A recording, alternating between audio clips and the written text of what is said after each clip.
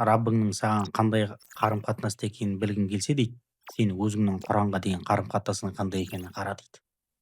Алла тағала күнәні кешіреді ғой, иә, солай ма? Бірақ адамда әсере қалады ғой. Әсері. Әсере қалады. Түсінесіз ба? Кейбір кезде кітаптарды оқып отырсаң, күнәні де кешіреді, бұл мынандай амал күнәні де жояды, оның әсерін де жояды, адамда әсері де қалады.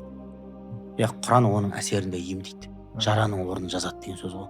Яғни сенің денеңе құдды бір жара, шырам тыртық қалмайтындай қылып, сенің жан дүниеңді солай емдейді деген сөз да бұл Құран.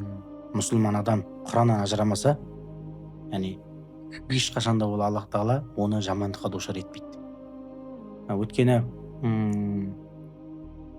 Ибн Аббас радиаллаху анхума, бұл кісі сондай бір кісі, таржаматул Құран, ол кісінің бір сөзінде айтады ғой, мен Құранның қай әрпі қай жерде түскенін, не үшін түскенін, кім үшін түскенін мен айта аламын дейді да. Сонда ол кісі айтады, сен өзіңнің Раббыңның саған қандай қарым қатынаста екенін білгің келсе дейді, сен өзіңнің Құранға деген қарым қатынасың қандай екенін қара дейді.